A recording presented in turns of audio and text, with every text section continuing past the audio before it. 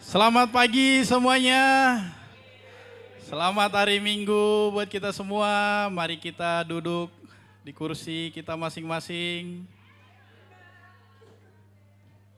Nanti kita lanjutkan lagi berfellowship-nya karena ibadah sebentar lagi kita akan mulai. Mari kita isi kursi yang di depan dulu ya. Jadi supaya kelihatan kita sangat ramai. Ayo maju ke depan. Ya, kita isi dulu yang di depan.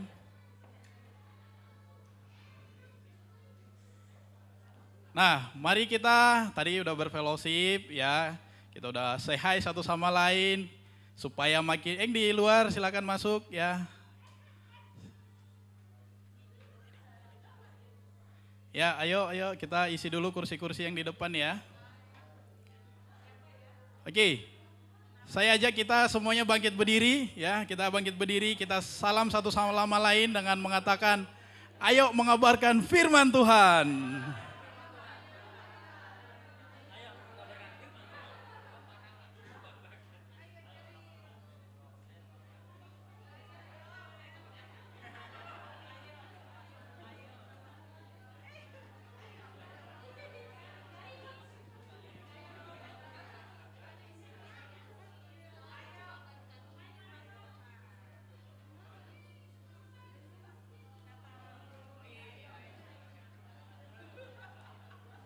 Ya, mari kita duduk kembali ke tempat kita masing-masing.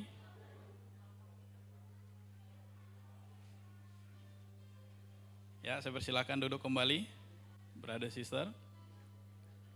Dan hari ini, Minggu 21 Januari 2024, kita akan melakukan ibadah. Dan sebelumnya, mari kita welcome saudara dan saudari kita, jemaat dari Sorong, Brother Parcel. Silakan bangkit berdiri bro, ini pengantin baru ya.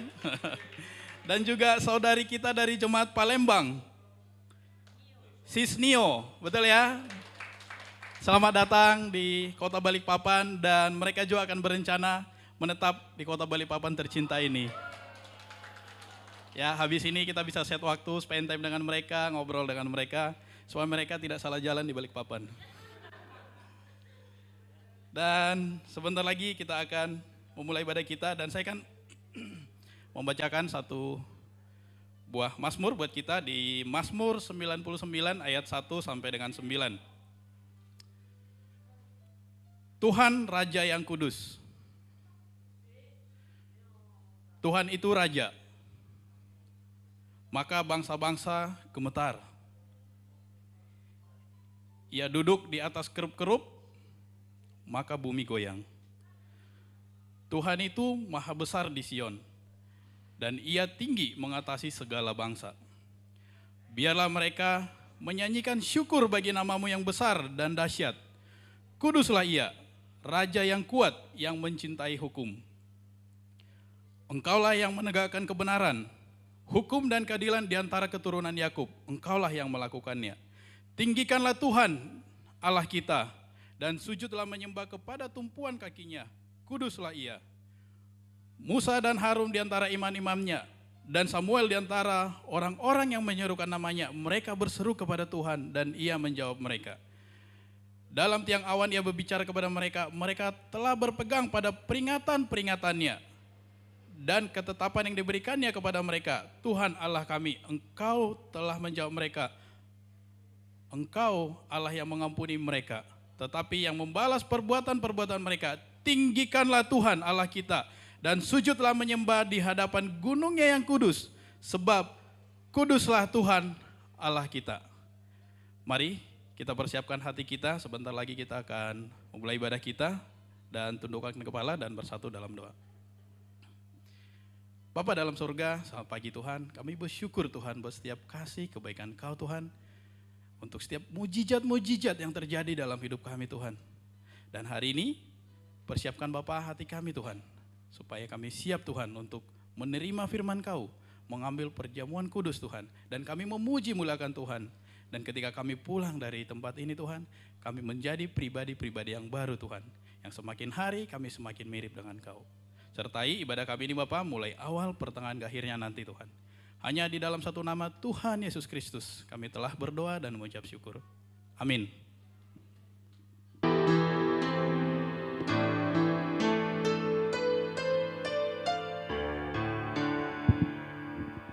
Jemaat Tuhan, tibalah kita masuk dalam pujian dan penyembahan kepada Tuhan, menyenangkan hati Tuhan. Kita boleh bangkit berdiri bersama-sama. Kita katakan lagu yang berkata, pribadi yang mengenal hati.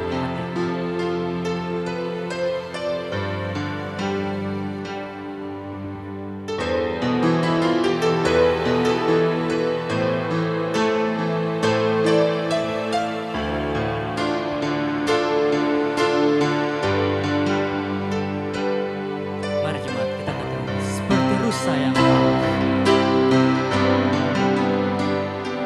seperti rusa yang haus, rindu aliran sungaimu. Hatiku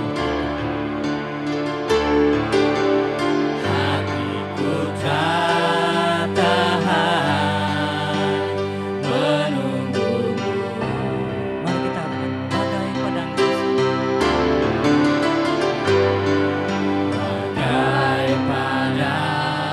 gersang, menanti datangnya hujan. Begitupun jiwa kita, begitupun jiwaku. Tuhan, mari kita katakan hanya Engkau. Hanya Engkau, pribadi yang mengenal hatiku. Tiada yang tersembunyi, tiada yang tersembunyi bagimu. Seluruh isi hatiku Kau tahu, dan bawaku untuk lebih dekat lagi padamu, tinggal dalam indahnya dekapan hatimu. Musik muji Tuhan.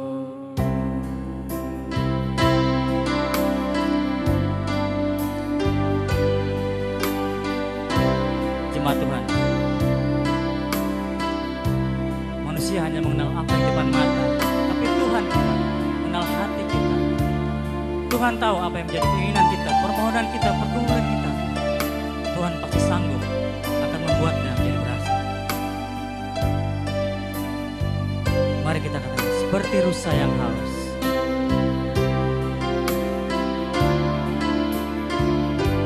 Seperti rusa yang haus, rindu aliran sungaimu.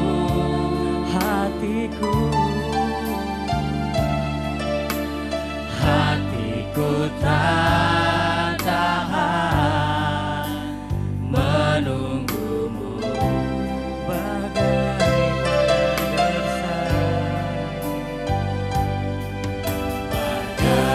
padang gersang, menanti datangnya hujan.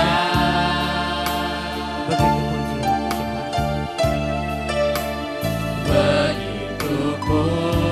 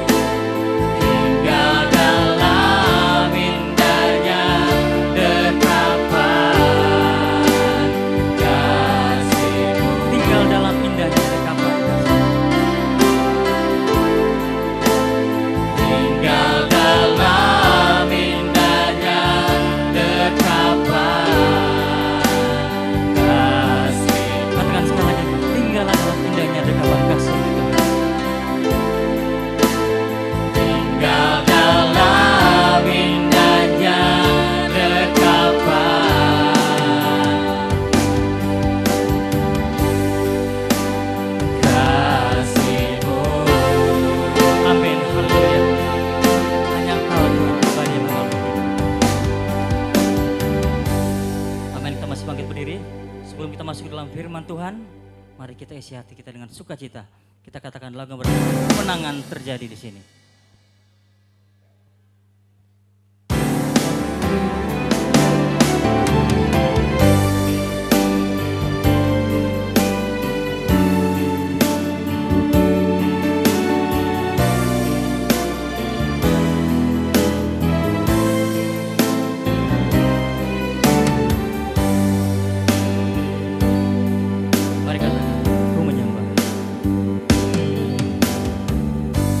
Ku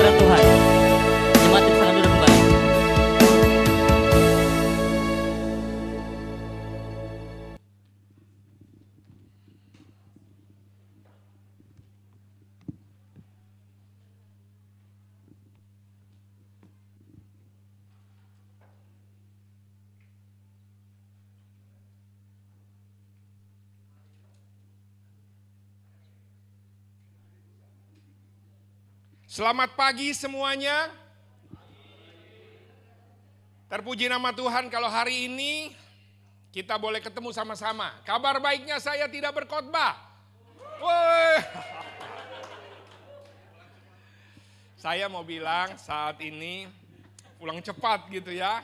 Nah, saat ini saya mau share tentang Jerry dan Ellen yang akan memimpin kita, dia yang akan membawa lesson pada pagi hari ini. Into His Image. Ya, spesial karena setelah ini kita akan melepas mereka. Setelah melepas mereka, tapi kan patah tumbuh hilang berganti. Ini datang ada saudara kita Parcel dan Nio. Parcel dan Nio ini pengantin baru. Ya, dari Sorong ke kanan, Sorong ke kiri sampai di Balikpapan. Ketemunya sama Wong Kito Galo, Palembang gitu. Baik. Namun saat ini kembali saya di sini. Saya mau kita lihat video ini. Coba tebak yang mana yang namanya Jerry. Ini adalah video perdana 12-12-10. 12-12-10 itu ibadah perdana gereja Balikpapan. Belum ada tempat, jadi masih di rumah. Persis di belakang rumah wali kota. Ini ibadah perdana, tapi karena saya dapatnya begini gak apa-apa. Coba cek kira-kira Jerry yang mana. Waktu itu.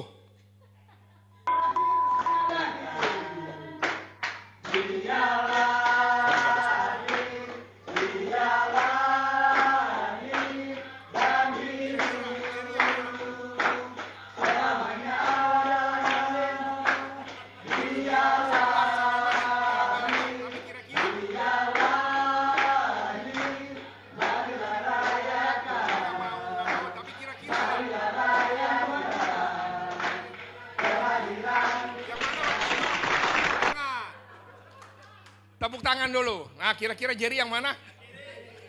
Yang kiri. Yang kiri yang masih? Saya nggak ngomong ya, saya nggak ngomong. Ntar dimang Pak Pendeta body shaming nih, enggak. Pokoknya yang itu, yang sebelah kiri ya. Jadi Jerry yang paling kiri. Nanti kita lihat yang Jerry yang mana gitu ya. Nah, ini dia. Jadi waktu itu, nah ini. Jadi Jerry mungkin agak itu, Jerry itu yang mana, yang belakang berdiri ini bukan pemain bola, inilah ibadah perdana. Jadi minggu itu ibadahnya di 12-12, kemudian minggu depannya ibadahnya di Makarios, kemudian minggu berikutnya ini adalah kantornya Korina. Jadi kalau sekarang masih ada di samping SPBU itu ada Mahor Mahakam, disitulah ibadah perdana. Lihat, Keke, Toar masih segede gitu, masih di bawah, apalagi Keke, kemudian Tian, waduh masih segitu, lihat Ibu Intan lihat masih bisa gendong dua, ya. Ini Angie sama ini Angie sebelahnya. Oke ya, ini Pak Jerry yang kiri belakang. Ya, kiri belakang itu Pak Jerry. Ya, nah ini lebih jelas. Ini waktu awal-awal nih tahun 2011 yang Jerry. Nah, ini waktu lagi fun time gitu ya. Kelihatan kan ototnya karena waktu itu dia ini ya. Saya mau kasih tahu nih, ini bukannya hoax enggak. Dia itu dulu finalis Elemen. Wih, tepuk tangan dong. Ini serius nih bener. Saya pembimbingan sama dia, saya makan yang berlemak, yang BBB itu semua saya makan. Dia makannya cuma kentang rebus. Saya bilang kasihan bener gitu ya. Tapi prestasinya 30 besar, Elemen Kaltim. Tepuk tangan, wih. Jadi kelihatan dikit lah masih ada sisa-sisanya sampai sekarang. Ya, ini waktu kita di Star Hill. Ya dengan semua, saya kasih beberapa karena Pak Jerry itu kan bersama. Saya kenal Pak Jerry itu mulai dia sedang kuliah, waktu itu dia jadi murid, bahkan ambil keputusannya di rumah saya waktu di Jakarta. Dari kampus, kemudian dia lulus, memang satu grup di kampus, kemudian dibimbing, kemudian ya Pak. Tuhan waktu itu dia langsung, sebenarnya dia waktu itu mau langsung dipromosikan sampai di Papua. Tapi kemudian dengan keyakinannya dia bilang enggak dan sini semua, kemudian dia dikirimlah ke Balikpapan waktu itu di tahun 2010 awal-awal. Bersama dengan Pak Michael dan Ibu Intan waktu itu. Tapi inilah beliau, kemudian kita dari Mawar Mahakam, kemudian pindah ke Star Hill. Inilah Pak Jerry yang pojok kanan depan. Ini waktu sama-sama pergi retret di Surabaya. Saya kasih lihat beberapa aja. Kenapa beliau yang sini, ini waktu awal-awal, sekali lagi lihat ya, Toar, Angie, Tian itu masih kecil-kecil itu semuanya itu ya. Ini waktu awal-awal. Ya, kemudian nah ini. Dia masih song ministry. Ya di Faith, kalau ini di Faith Hotel. Ya, nah ini kemudian udah di Colors, ini Pak Jerry kemudian memboyong Ibu Ellen di sana, kemudian langsung bersama dengan Marco, dan kemudian ini yang kedua lagi on the way. Baik, ini lagi karaoke sama-sama, ini waktu bersama. So saya mau bilang bahwa saya bersyukur bisa mengenal dia, bagaimana Tuhan membawa dia sampai sejauh ini. Pribadi yang nggak mudah tentu saja dalam setiap kehidupan, tapi ada satu yang saya berasa dia adalah orang yang mau terus mendukung, punya misi, namun juga punya hati yang mau terus dibimbing. Kualitas yang bagi saya secara korporat sudah sangat baik, profesional, tetapi hati yang saya berasa nggak berubah mulai dari dia dulu sampai sekarang. Yang lain boleh berubah, tetapi hati dia diubahkan oleh Kristus. Namun hati yang mau belajar itu yang saya berasa hati yang punya impian, punya misi. Tidak mudah jatuh bangun, tetapi dia adalah orang yang mau terus jatuh ya sudah, bangun. Itulah kualitas yang saya berasa ada di dalam dirinya Jerry. Saya bersyukur bisa bersama dia, berarti udah 10 dari 2010, 12 kan? Berarti sampai 2023. Saat ini dia Tuhan bawa dalam satu area lagi, yaitu di Pontianak, masih dekat sama-sama Borneo, tapi saya percaya ada selalu rencana Tuhan di sana. Istri saya mau share. Ya, terima kasih ya Bro Jerry dan aku sedih ya. Bisa enggak? Dia masih grup online nanti. Setelah ini dia masih grup, megang grup tapi grup online. Iya. Istri saya lebih lembut hatinya. Iya, sebenarnya saya pribadi nggak suka dengan perpisahan ya. Iya, saya hanya mau bilang terima kasih Bro Jerry sama Ellen ya. Bersama Bro Jerry 13 tahun. Ya, banyak suka, banyak duka. Ya, pernah bernangis bersama. Ya, masih ingat deh semua itu gitu ya. Bro Jerry, ya aku pribadi sama suamiku sangat bersyukur ya memiliki Bro Jerry 13 tahun gitu ya, sangat support banget. Ya, orang yang terus siap gitu ya. Dan senantiasa bertanya, apalagi nih Pak Audi, Kak Ita, apalagi nih yang saya mau lakukan untuk Tuhan. Ya, nggak pernah ragu, saya dengan suami saya nggak pernah ragu dengan Bro Jerry gitu ya. Dan dulu waktu mau pindah ke Irian Jaya, Bro Jerry tetap bilang, enggak, aku mau di Balikpapan dan mau membangun Balikpapan. Dan Tuhan pas banget gitu ya. Maksudnya waktu Tuhan, waktu yang luar biasa. Dan saat ini ya melihat bagaimana Bro Jerry diberkati Tuhan gitu ya.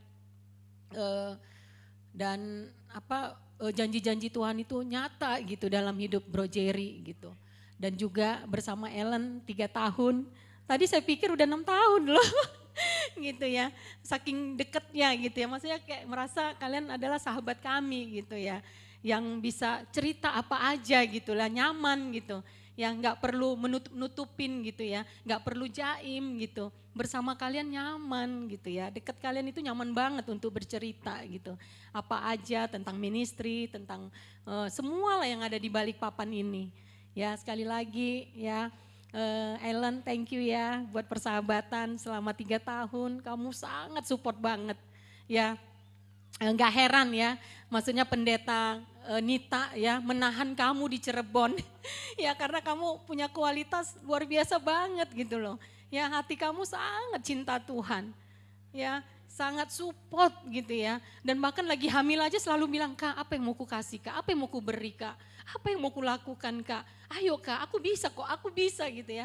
Itu kata-kata yang membuat aku contohan ya, satu inspirasi gitu ya hidup kalian berdua ya. Itu sih ya, maksudnya banyak kualitas-kualitas, thank you buat pengorbanan kalian ya, banyak banget ya kalian korbankan selama 13 tahun ini ya, tenaga, uang, materi ya, gak pelit gitu ya, giving banget gitu ya, setiap ada yang membutuhkan telepon Bro Jerry dan Ellen. Ya, kalian langsung siap Kak, oke Kak, ini Kak. Ya, sampai wow, kalian hati hamba gitu ya, yang benar-benar hidup gitu loh, menghidupi Alkitab gitu ya. Itu yang membuat saya dan suami saya Ya kalian adalah contohan kami dan inspirasi kami. Thank you. Ya Tuhan memberkati kalian di sana. Ya janji-janji Tuhan nyata di dalam hidup kalian di Pontianak. Ya pengen sih 1 tahun aja kalian di sana dan balik lagi ya. Ya itu aja. Terima kasih Bro Jerry dan Ellen dan juga Marco. Oke, mari kita siapkan hati kita. Kita akan mendengar hati, ya belajar apa yang bisa menjadi keyakinan dari saudara Jerry.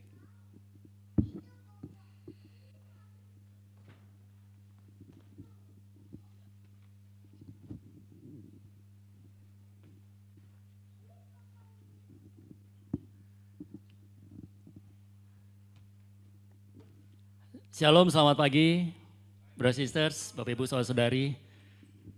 Saya bersyukur sekali boleh diberikan kesempatan sekali lagi untuk membagikan keyakinan saya, untuk saya bisa share tentang kebenaran firman Tuhan. Yang tadi fotonya benar saya. Jadi 13 tahun merubah secara fisik, terutama rambut saya. Tapi saya bersyukur saya bisa melihat bagaimana kerja Tuhan untuk jemaat di Balikpapan yang begitu sangat luar biasa dan terus bertumbuh. Ya. Sebelum saya mau share tentang keyakinan saya, firman Tuhan pada pagi ini, mari kita bersatu dalam doa.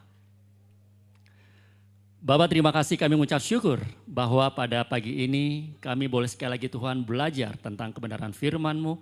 Kiranya Roh Kudus yang menuntun kami, memampukan kami Tuhan untuk kami boleh terus belajar dan bertumbuh. Bantu Tuhan hamba dalam berkata-kata, biarkan itu semua berasal daripada Engkau. Kiranya Roh Kudus yang memampukan saya Tuhan, dan boleh membagikan dengan penuh keyakinan dan penuh sukacita. Terima kasih ya Tuhan Yesus, pimpin dari awal, pertengahan, hingga akhirnya. Dalam nama Tuhan Yesus kami berdoa dan mengucap syukur. Amin. Oke. Terima kasih Pak Edwin dan Song Min. Mari kita berikan semangat sekali lagi untuk mereka yang sudah memimpin kita dalam puji-pujian. Ya, untuk para usher sekali lagi terima kasih. Hari ini saya nggak ngelihat Edi ya. Edi nggak ada ya. Biasanya saya kalau setiap pagi, online. Setiap pagi kalau naik saya selalu disambut oleh dia ya dengan senyumnya yang sangat luar biasa. Terima kasih untuk guru KKK dan multimedia dan semua para pekerja dan pelayan Tuhan pada hari ini bekerja. Minggu ini, minggu ketiga untuk kita bisa belajar sekali lagi tentang into his image atau serupa dengan Kristus. Saya mau membagikan bahwa kalau kita bicara tentang serupa dengan Kristus, gambarannya itu saya selalu melihat ke anak saya, Marco. Setiap kita pasti kalau kita mau bertumbuh, pasti kita akan mempunyai gambaran atau contohan yang kita mau bertumbuh, betul ya? Ketika saya, Tuhan kasihkan anugerah yang luar biasa, Marco, saya mau supaya dia juga bisa melihat bagaimana contohan yang terbaik yang bisa saya dan Ellen berikan untuk anak saya. Terambil dari buku 2 Korintus, pasal yang ketiga, ayat yang ke-16 sampai dengan 18, saya tambahkan 2 ayat di atasnya. Tetapi apabila hati seorang berbalik kepada Tuhan, maka selubung itu diambil daripadanya. Sebab Tuhan adalah roh, dan di mana ada roh Allah, di situ ada kemerdekaan. Dan kita semua mencerminkan kemuliaan Tuhan dengan muka yang tidak berselubung. Dan karena kemuliaan itu datangnya dari Tuhan yang adalah roh, maka kita diubah menjadi serupa dengan gambarnya dalam kemuliaan yang semakin besar. Saya ada highlight di sana yang warna kuning, itu yang akan menjadi poin di mana saya bisa share pada pagi ini. Latar belakang dari buku Korintus pasal yang kedua yang ditulis oleh Paulus ini adalah bercerita tentang laporan yang dia terima dari saudara Titus. Ya, bahwa kerasulan Paulus dipertanyakan pada saat itu, ya, mulai goyang jemaat di Korintus. Ya. Jadi di buku 2 Korintus itu Paulus sedikit bicara tentang doktrin. Dia bicara lebih banyak tentang cara hidupnya. Dia berbicara lebih banyak tentang kerasulannya.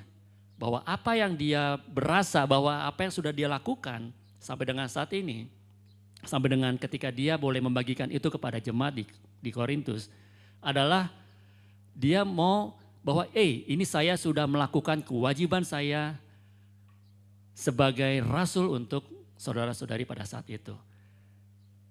Nah, apa yang menjadi dasar atau latar belakang ketika Paulus dia benar-benar mau merangkul jemaat di Korintus.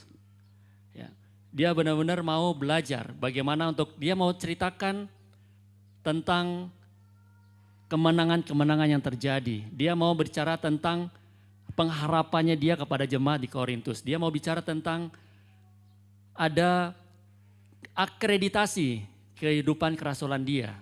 Ya. Dan itu yang dia mau lihat, ayo kita sama-sama belajar di sana. Hari ini ya saya mau share, judul khotbah saya pada pagi ini adalah No Time to Die. Wah, nggak ada waktunya untuk mati. Ya, mungkin kita pernah tahu ya film ini ya. Siapa yang nggak pernah nonton filmnya James Bond? Semua pasti sudah pernah nonton ya.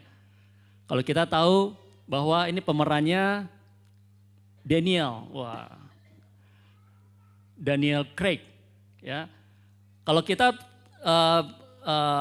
lihat pemeran sebelum Daniel Craig ada Pierce Brosnan, itu gambarannya adalah charming, gambarannya itu dia nggak mau yang lumpur-lumpur, mungkin dia maunya yang itu mungkin agak-agak pria metropolitan, ya. Tapi ketika sutradara dia mengganti semua pemerannya. Dia menggantikan image-nya si James Bond yang sebelumnya adalah charming, yang sebelumnya adalah benar-benar yang dia pria metropolitan. Kalau sekarang ini Daniel Craig itu terkenal dengan face-nya itu keras ya. Kayaknya benar-benar yang dia tuh seruduk sana, seruduk sini, dia berani untuk kotor. Ya. Menentukan adalah karakter di dalamnya. Ya. Bagaimana ketika sutradara itu dia mau membuat gambarannya bahwa saya mau bahwa pemeran James Bond adalah seorang yang pria yang benar-benar yang dia berani kotor. Pria yang benar-benar yang main keras. Gak ada waktu untuk mati. Ya, film terakhirnya dia benar-benar bahwa dia hebatnya James Bond, dia nggak pernah mati. Apa yang saya mau kita belajar dari saat ini ya? Nanti saya akan bagikan kepada kita hal-hal apa yang kita bisa belajar bahwa nggak ada nih waktunya untuk kita mati, tapi kita mau terus belajar, bertumbuh dan terus mempunyai mental yang mantul. Ya, ketika kita jatuh, kita bangkit kembali. Ya. Di ayat yang ke-16, saya akan ambil satu ayat saja bahwa tetapi apabila hati seorang berbalik kepada Tuhan, maka selubung itu diambil daripadanya. Ini berbicara bahwa pada saat Musa dia berada di gunung untuk dia bertemu dengan Allah. Bahwa mukanya terselubung dengan sinar. Ya. Di ayat yang ke-13 di berikutnya bahwa poin yang pertama yang saya mau kita belajar adalah selubung yang disingkap. Ayat 13 sampai dengan 16 saya akan bacakan untuk kita. Tidak seperti Musa yang menyelubungi mukanya supaya mata orang-orang Israel jangan melihat hilangnya cahaya yang sementara itu. Tetapi pikiran mereka telah menjadi tumpul. Sebab sampai pada hari ini selubung itu masih tetap menyelubungi mereka jika mereka membaca perjanjian lama itu tanpa disingkapkan. Karena hanya Kristus saja yang dapat menyingkapkannya. Ayat 15 bahkan sampai pada hari ini setiap kali mereka membaca kitab Musa ada selubung yang menutupi hati mereka. Tetapi apabila hati seorang berbalik kepada Tuhan, maka selubung itu diambil daripadanya. Hal yang pertama yang saya mau bicara adalah tentang serupa dengan Kristus untuk kita bisa dengan Kristus, ada selubung yang harus kita singkap. Pertanyaannya adalah, apa yang menjadi selubung brothers and sisters? Selubung adalah hal yang membuat seseorang tidak bisa mencerminkan kemuliaan Tuhan. Dapat disingkap ketika seorang bertobat dan hidup oleh Roh. Brothers and sisters, selubung itu tidak hanya hal-hal yang besar yang harus disingkap, tetapi justru adalah hal-hal yang kecil yang harus disingkap. Selubung apa? Saya belajar bagaimana untuk menjadi seorang yang real. Kadang-kadang ada yang merasa nggak enakan. Aduh, udah lama nih gue sama brother itu. Jadi pada saat kita tahu bahwa saudara itu, ya, kita sudah sama-sama berjalan bersama-sama, tapi ada hal di mana dia tidak right. Ya. Ada hal mungkin gak enak. Saya harus membuka selubung itu. Saya harus menyingkapkan selubung saya dulu, bahwa bro, saya pernah di bagian itu. Saya harus hilangkan kebebalan saya harus hilangkan rasa malas saya. Selubung yang kecil justru yang dapat membuat kita tidak mencerminkan kemuliaan Tuhan. Bahwa apa yang menjadi selubung kita pada saat ini? Apa yang belajar? Kita belajar dari Rasul Paulus, ya. Selubung yang perlu disingkap menurut Rasul Paulus. Ya, di buku 2 Korintus pasal yang ke-7 ayat yang pertama dikatakan bahwa saudara yang kekasih, karena kita sekarang memiliki janji-janji itu, marilah kita menyucikan diri kita dari semua pencemaran jasmani dan rohani, dan demikian kita menyempurnakan kekudusan kita. Paulus dia menyingkapkan selubung yang ada di jemaat Korintus, yaitu dosa. Begitu banyak ajaran-ajaran yang datang kepada jemaat di Korintus, yang masuk ke mereka, nabi-nabi, guru-guru palsu, tetapi mereka mau mendengar apa yang bagus saja. Ada kebebalan di dalam jemaat Korintus pada saat itu. Ada dosa yang jemaat di Korintus yang harus disingkapkan. Belajar dari Rasul Paulus, selubung apa yang perlu disingkapkan pada saat itu? Dia bilang adalah dosa. Di saat itu Paulus dia benar-benar mengencourage jemaat di Korintus bahwa kita nggak hanya secara jasmani, ada dosa-dosa di mana itu yang akan membuat kita semakin jauh daripada Tuhan. Brothers and sisters, sampai dengan hari ini,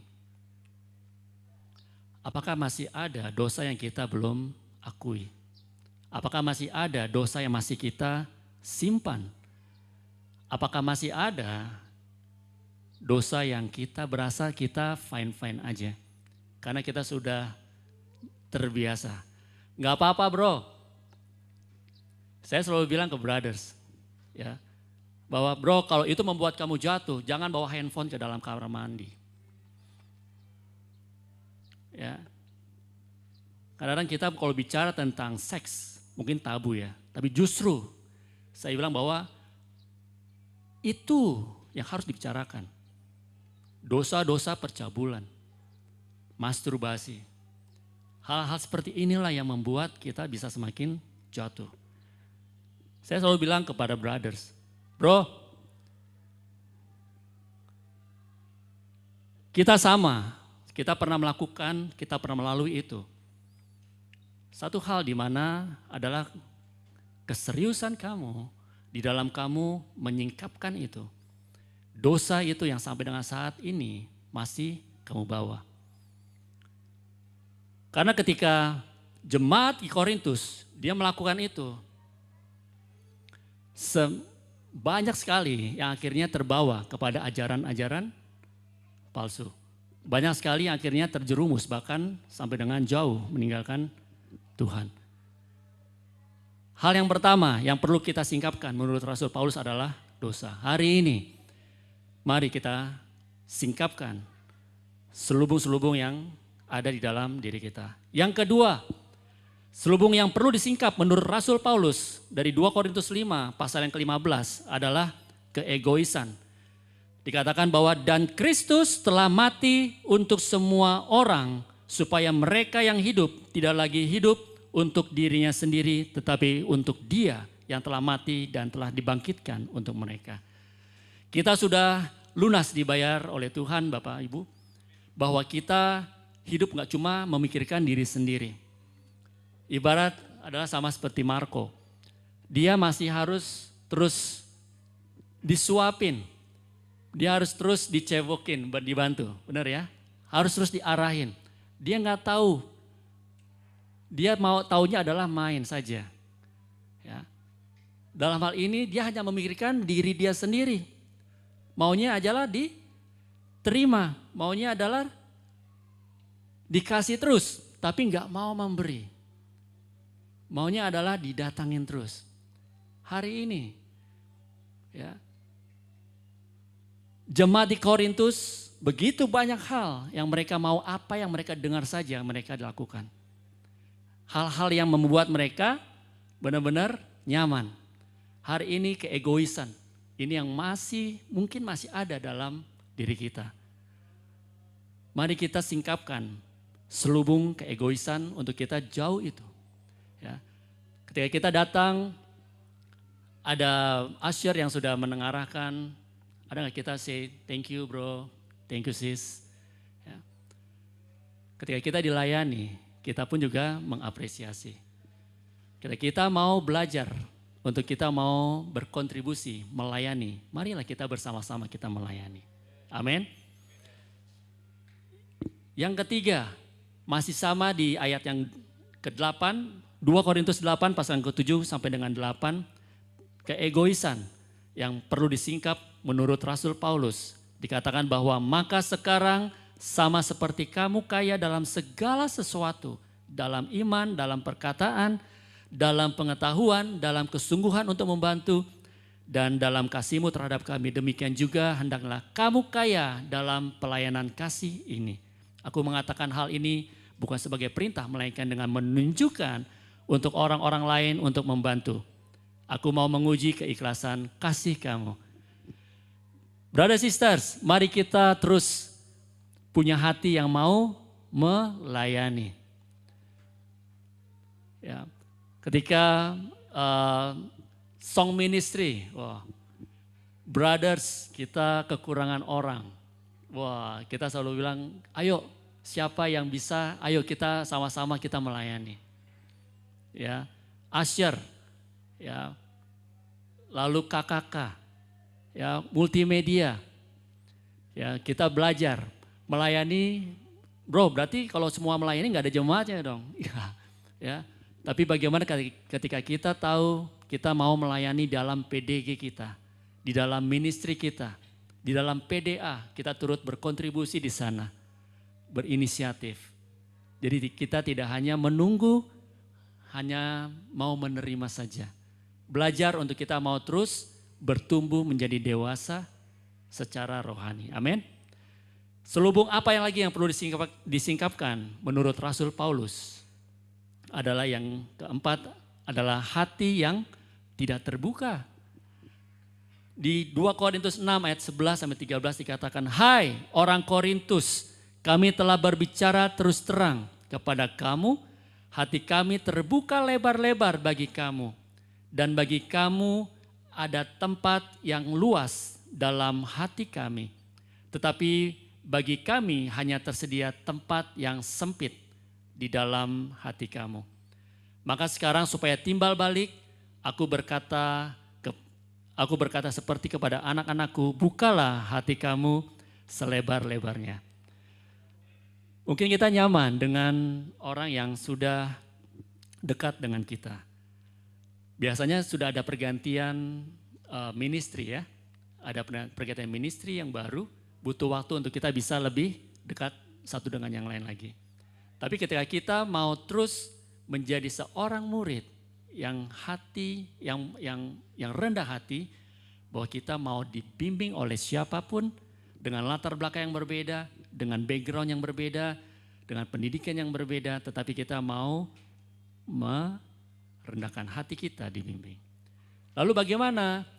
Hati yang tidak terbuka adalah belajar untuk kita bisa mau open kepada orang-orang dalam ministry kita yang kita tahu bahwa dia berdewasa secara rohani. Saya baru saja pulang dari acara kick off meeting dari kerjaan di Bandung. Ya,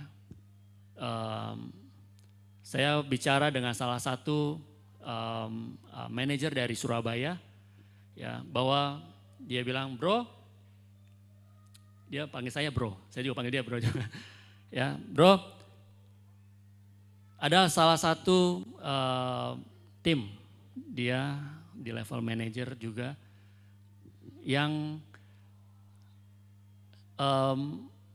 mengundurkan diri tapi hilang begitu saja. Kok bisa? Ya, muntaber, mundur tanpa berita. Pas dicek adalah dia mendapatkan pressure-nya itu yang sangat tinggi.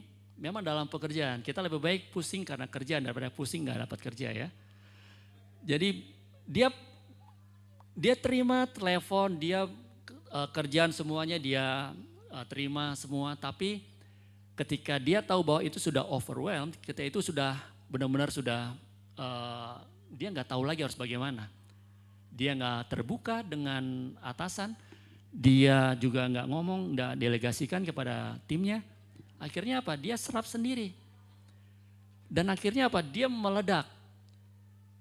Baru kita bicarakan, dia bilang, enggak bro, saya sudah angkat bendera putih.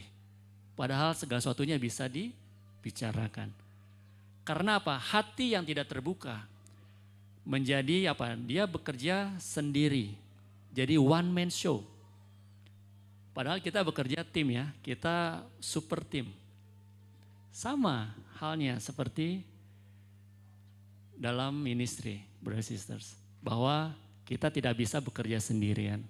Bekerja untuk Tuhan, kita butuh partner, kita butuh tim. Kita butuh saudara dan saudari. Kita nggak bisa melawan, bro saya masih jatuh dalam dosa ini. Ayo terbukalah, kita bantu. Ingat, tapi bukan juga kepada orang yang kita tahu sama-sama lemah. Udah bro gak apa-apa, ayolah. Kita ke kafe, kita minum aja. Wah, itu malah makin jauh. Tapi kita tahu bahwa bicara kepada saudara atau saudari yang berdewasa. Yang mengajak kita kembali kepada Tuhan. Yang mengajak kita untuk berdoa. Hati yang tidak terbuka akan membuat semakin akar menjadi pahit. Sehingga bertahun-tahun membutuhkan waktu untuk bahkan bisa jadi nggak sembuh-sembuh, ya karena tidak terbuka. Oke, ini suaranya gimana? Oke, saya harap kita bisa fokus ya. Oke, selubung yang perlu disingkap menurut Rasul Paulus adalah hati yang tidak terbuka. Decide, putuskan sekarang, selubung apa yang harus disingkapkan oleh kita hari ini. Dosa, keegoisan, dan juga hati yang tidak terbuka. Cek, brothers sisters, decide sekarang, putuskan sekarang untuk kita bisa bertumbuh. Oke, yang kedua, di ayatnya yang ke-18, saya akan membacakan. Dan kita semua mencerminkan kemuliaan Tuhan dengan muka yang tidak berselubung. Ya. Dan karena kemuliaan itu datangnya dari Tuhan yang adalah roh, maka kita diubah menjadi serupa dengan gambarnya dalam kemuliaan yang semakin besar. Pertanyaannya adalah, apakah orang-orang memuliakan Tuhan ketika melihat hidup saya? Ketika melihat hidup kita? Next slide. Ya. Apa? Menjadi cermin kemuliaan Allah dimulai dari seseorang diubah makin serupa dalam gambaran Tuhan, semakin serupa makin besar cermin kemuliaan Allah itu. Apakah ketika orang melihat kamu bawaannya adalah, wah ini nih terkenal dengan orangnya ngajak yang pergi ke tempat-tempat yang bisa membuat kita bisa makin jauh. Ya. Atau ketika orang melihat kita bahwa orang bisa tahu bahwa wow inilah yang namanya murid atau inilah yang namanya orang Kristen ya. Dari cara dia berbicara, dari cara dia nggak pernah ngomong kotor, bagaimana ketika dia menghadapi suatu masalah dia tidak gebrak meja, dia tidak maki-maki orang, ya dia nggak hanya sembarangan bisa ngomong ya di bahasa di grup ya sudah meleset ke kanan ke kiri. Kelihatan ya apakah orang melihat hidup kita ya itu memuliakan Tuhan atau sebaliknya ketika orang melihat kita malah membuat orang itu semakin jauh dari Tuhan. Paulus ya di slide yang berikutnya dikatakan bahwa di 2 Korintus 2 pasal yang ke-14, 2 Korintus 2 ayat yang ke-14 sampai dengan 16 dikatakan bahwa syukur bagi Allah yang adalah Kristus selalu dalam membawa kami di jalan kemenangannya. Dengan perantaraan kami ia menyebarkan keharuman pengenalan akan Dia di mana-mana. Sebab bagi Allah kami adalah bau yang harum dari Kristus di tengah-tengah mereka yang diselamatkan dan di antara mereka yang binasa. Ya, stop sampai di sana.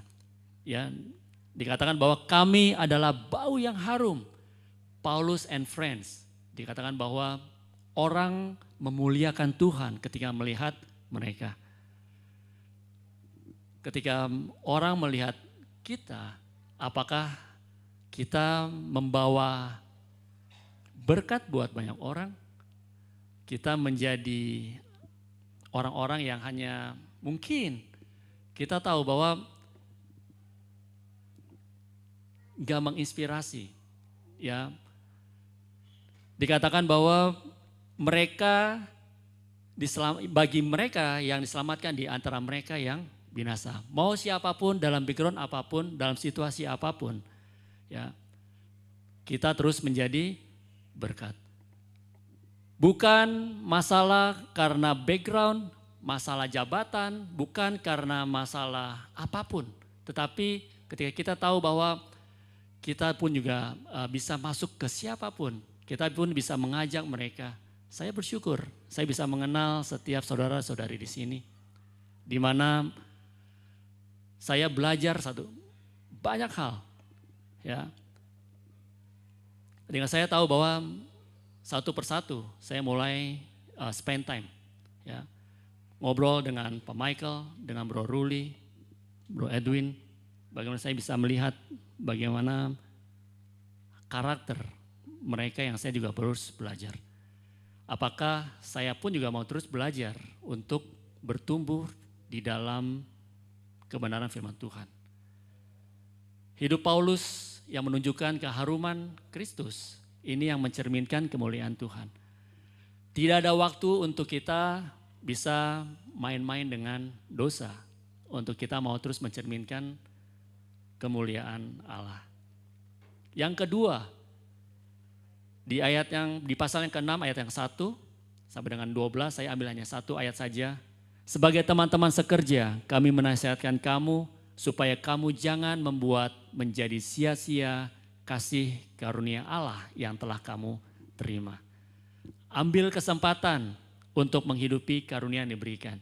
Saya percaya bahwa kita semua ada as a gift. Ada karunia yang Tuhan sudah berikan.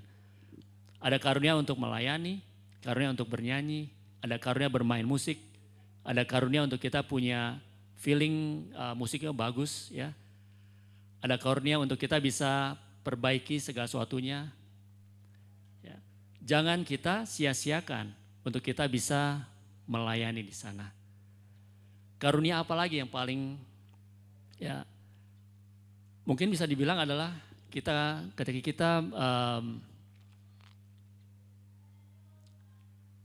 kita tahu bahwa Tuhan sudah memberikan kita nafas kehidupan. Ya, mungkin kita pernah lihat ya di rumah sakit atau mungkin ada teman atau mungkin ada keluarga di mana ketika mereka keluar dari rumah sakit karena misalkan dari operasi jantung misalkan. Tapi nggak tunggu sampai dengan 2 bulan dia sudah kembali merokok misalkan. Dia sudah kembali hidup nggak sehat. Ya, hal seperti ini adalah yang tidak tidak mensyukuri ya, malah take it for granted. Brothers sisters, ya Paulus mengajarkan kita untuk kita jangan menyia-nyiakan kasih karunia yang sudah Tuhan berikan buat kita. Di tahun ini kita mau terus bertumbuh di dalam satu karakter Kristus. Amin. Kita mau terus bertumbuh bagaimana untuk kita mau belajar ya. Apakah di dalam penguasaan diri kita, dalam kesabaran kita mau bertumbuh di dalam satu karakter Kristus. Kasih karunia Tuhan yang sudah Tuhan berikan buat hidup kita, jangan kita sia-siakan. Bro, datang ya untuk kita mau terus dipakai oleh Tuhan supaya kita bisa menjadi berkat satu dengan yang lain. Oke, ini saya mungkin ada sedikit banyak ayat ya, nggak apa-apa ya brothers sisters ya. Yang ketiga, ya ini poin yang ketiga yang terakhir untuk di subnya yang 2 ya. Ambil waktu, evaluasi senantiasa.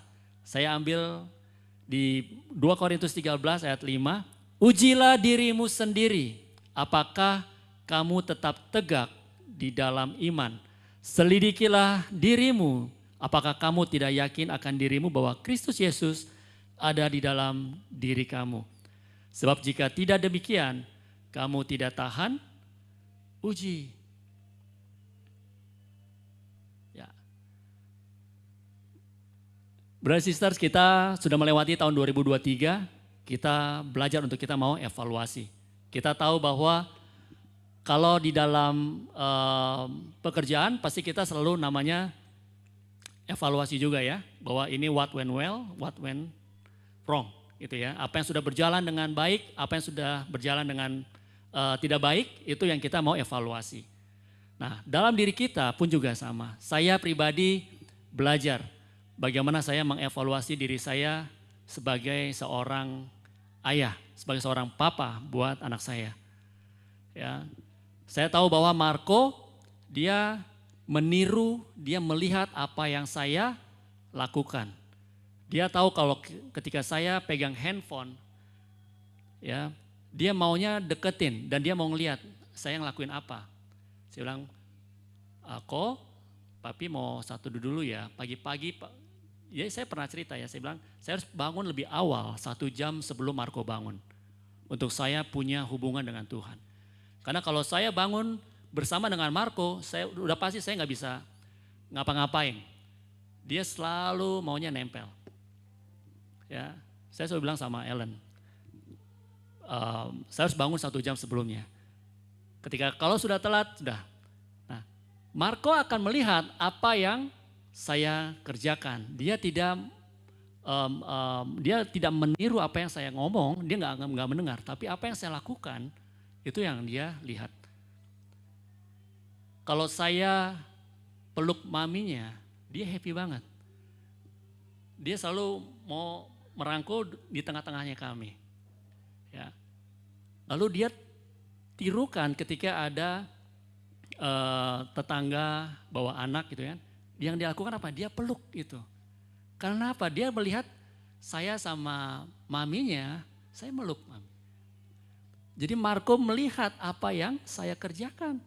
Saya evaluasi lagi, terus saya evaluasi. Apalagi yang saya harus berikan contoh kepada Marco.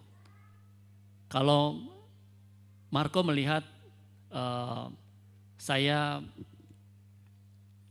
telepon-teleponan, ya, Marco paling senang banget kalau misalkan video callan ya, kalau siang-siang.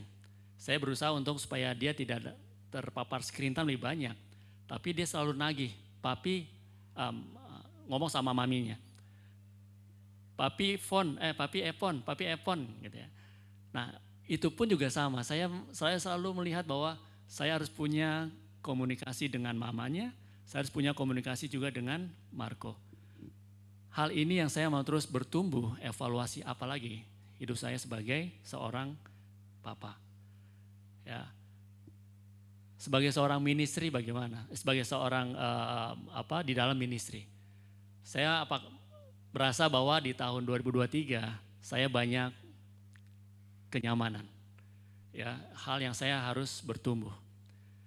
Ya, fokus lebih kepada keluarga, tapi saya lebih fokus mulai nyaman di sana. Saya evaluasi bagaimana untuk saya mau kembalikan hati saya untuk mulai study Bible, untuk mulai sit in lagi, ya, untuk mulai menginjil lagi. Hal inilah yang membuat saya evaluasi terus, ya. Apa yang saya harus bertumbuh? Uji diri saya, uji diri kamu, selidiki dirimu. Amin. Oke, yang terakhir, poin terakhir ya. Ayat 17 dibilang, sebab Tuhan adalah roh dan di mana ada roh Allah, di situ ada kemerdekaan. Poin yang ketiga adalah manusia roh yang memerdekakan. Ya, saya ambil dari buku pasal yang ke-12, ayat yang ke-20. Sebab aku khawatir bahwa apabila aku datang, aku mendapati kamu tidak seperti yang kuinginkan, dan kamu mendapati aku tidak seperti yang kamu inginkan.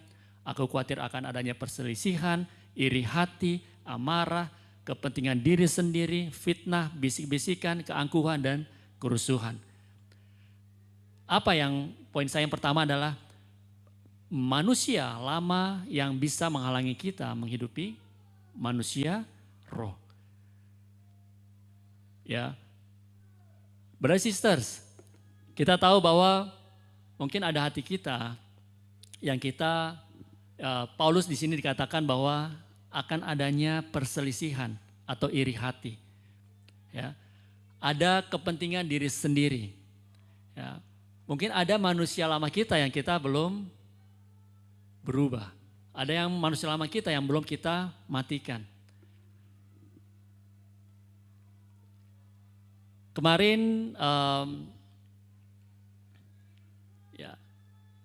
saya selama di Bandung ya, itu kita ada satu games main paintball ya. Ketika saya main paintball, Komandan Regu dia membuatkan strategi bahwa ada satu orang yang akan menjadi logistik amunisinya. Karena satu orang hanya memiliki 40 butir peluru saja. Ya. Saya melihat bahwa di tim saya ada 15 orang, ada satu yang perempuan.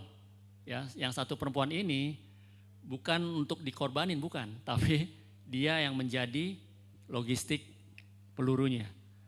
Ya, apa yang saya lihat, yang saya belajar di sana, ya, strategi di dalam kita bisa sama-sama bahwa dalam satu tim 15 orang ini semuanya punya opini yang berbeda-beda, bahkan sangat high opinion. Oh nggak bisa bro, nggak bisa, yang ini nggak bisa kesini, kita jadi masing-masing mereka bersuara, ya. Sampai komandannya bilang, oke, kalau gitu kamu yang mimpin, ya. Jadi saya melihat bahwa banyak kita mau supaya kita didengar, benar ya? Mau supaya kita juga dihargai pendapat kita, mau supaya kita dilihat orang, ya. akhirnya nggak ada yang jalan. Pada saat sudah mau mulai, 5 orang ke sana, 5 orang ke sana, 2 orang ke sana. Jadi semuanya masing-masing punya pemimpinnya masing-masing. Jadi wah ini ada informal leadernya. Ya, itu membuat kita jadi akhirnya sering berselisih. Satu tim dari 15 orang kita terbunuh ada 10 orang, 5 orang sudah menyerah semua. Ya, mereka tim yang lawan itu kompak sekali. Ya, apa yang saya lihat bahwa selisih kita memberikan pendapat itu normal ya, kita menyampaikan pendapat ya normal, wajar ya, dan itu sangat penting sekali. Namun ada hal di mana jangan sampai itu membuat perpecahan satu dengan yang lain. Tapi kita harus belajar untuk bisa menghargai, dengar satu, lalu kita bisa sama-sama berjalan sana. Manusia lama yang ada di dalam diri kita sering banget kita keluar ya. Maksudnya dalam hal ini saya penguasaan diri yang saya sering banget nggak sabaran. Nggak sabaran tuh kalau saya maunya ini, kamu ngerti nggak sih apa yang saya sampaikan? Ya. Terus kalau saya minta report lama sekali gitu ya. Kadang-kadang saya datengin ke mejanya baru dikerjain. Waduh, itu saya sempat emosi. Ya, tapi apa ya? Saya belajar untuk menguasai penguasaan diri yang saya terus bertumbuh di tahun kemarin ya. Sampai sekarang pun juga masih belajar. Ya. Dan dalam pekerjaan, lalu di dalam awal-awal punya Marco itu, membuat saya juga tersita waktu, fokus saya, jadi membuat sedikit hilang fokus dalam pekerjaan, terus juga dalam ministry, terus juga istri juga sering komplain, maksudnya kalau misalkan kamu gimana sih kok nggak ada waktu untuk saya, gitu ya. Nah hal seperti itu yang membuat saya juga harus belajar untuk saya bisa terus bertumbuh. Oke, yang kedua dikatakan bahwa pasal yang ke-12 ayat yang 20. Tetapi jika ada orang yang menyebabkan kesedihan, maka bukan hatiku yang disedihkannya, melainkan hati kamu sekalian, atau sekurang-kurangnya supaya jangan aku melebih-lebihkan hati beberapa orang di antara kamu. Bagi orang yang demikian sudahlah cukup teguran dari sebagian besar dari kamu, sehingga kamu sebaliknya juga harus mengampuni dan menghibur dia, supaya ia jangan binasa oleh kesedihan yang terlampau berat, supaya iblis jangan beroleh keuntungan atas kita. Sebab kita tahu apa maksudnya. Paulus di jemaat Korintus pun juga mengajarkan untuk membangun keluarga rohani yang bertumbuh. Ketika ada saudara atau saudari yang mereka mungkin hidupnya tidak tertib, bagi kita adalah kita cukup mengasihi dia. Ya, bukan untuk dihakimi.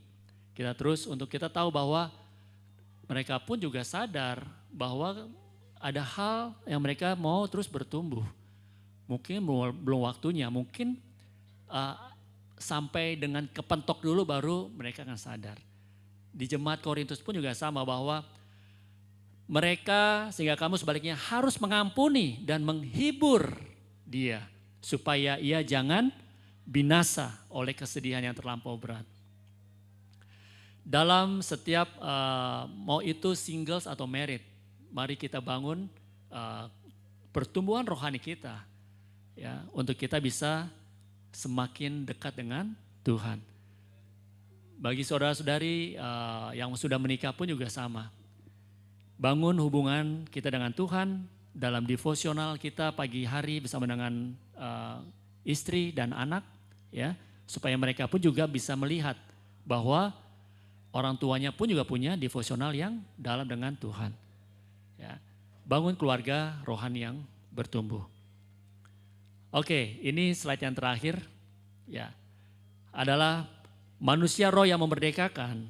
Kita punya duka cita menurut kehendak Allah.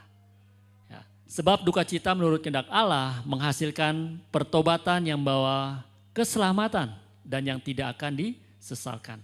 Tetapi duka cita yang dari dunia ini menghasilkan kematian, sebab perhatikanlah betapa justru duka cita yang menurut kehendak Allah itu mengerjakan kepada kamu kesungguhan yang besar, bahkan pembelaan diri, kejengkelan, ketakutan, kerinduan, kegiatan, dan penghukuman. Dalam semuanya itu kamu telah membuktikan bahwa kamu tidak bersalah. Kita sering belajar ya tentang ayat ini, bahwa ketika kita menjadi manusia roh yang memerdekakan, dikatakan bahwa kita harus punya duka cita menurut kehendak Allah. Kita tahu bahwa bukan hanya 1 kali, 2 kali, 3 kali mungkin kita jatuh dalam kesalahan yang sama, tapi kita tahu bahwa konsekuensinya yang kita tidak bisa pilih. Kita tahu bahwa ketika itu membuat saya jatuh, ya, tapi saya mau sungguh-sungguh saya mau keluar. Handphone membuat kamu jatuh pada saat mungkin kamu sendirian. Ya, ada aplikasi-aplikasi membuat kita bisa terseret jauh dalam judi online mungkin, akan membuat kita malah membuat kita menjadi perasaan yang bersalah. Ya, tapi ketika kita mau bertumbuh, kita mau berduka cita yang menurut kehendak Allah adalah benar-benar ada kesungguhan yang besar di sana. Ada kejengkelan di sana, bahwa saya nggak mau lagi jatuh dalam dosa yang sama. Saya mau menjadi orang yang merdeka, saya mau terus punya kerinduan untuk dekat dengan Tuhan semakin dalam. Amen, brothers and sisters. Manusia roh yang memerdekakan. Hari ini, no time to die. Ya, tidak ada waktu untuk mati secara rohani. Tidak ada waktu untuk kita bermain-main dengan dosa. Tapi ada hal di mana kita harus pastikan ada selubung yang harus disingkap, dosa kita, keegoisan, hati kita yang gak terbuka. Lalu yang kedua adalah cermin kemuliaan Allah. Ya, di ayat yang ke-17 yang tadi, bahwa menunjukkan keharuman Kristus. Brothers and sisters, mari kita terus menjadi berkat buat banyak orang. Jangan sia-siakan karunia yang diberikan Tuhan. Lalu untuk kita punya cerminan kemuliaan Allah, harus kita evaluasi terus. Yang terakhir adalah menjadi manusia roh yang memerdekakan, adalah manusia lama yang harus dimatikan. Lalu kita bangun keluarga rohani yang bertumbuh, dan kita punya satu duka cita yang menurut kehendak Allah dan bukan menurut kehendak dunia.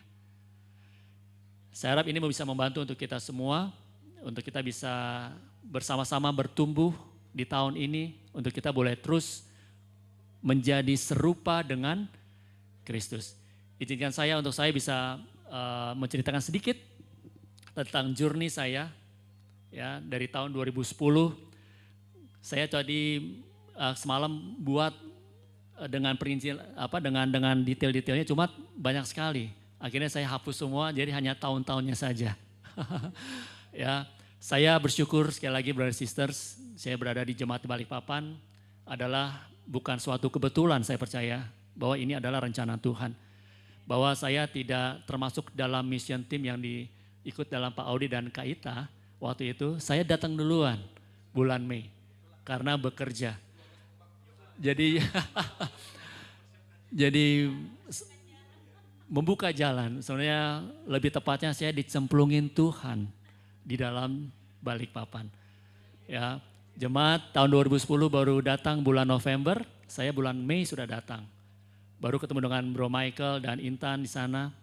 Ya, 2010-2011 adalah masa-masa di mana saya menanam secara kerohanian saya, terus belajar untuk saya bisa mengasihi saudara-saudari jemaat di Balikpapan yang waktu itu memang belum kenal semuanya.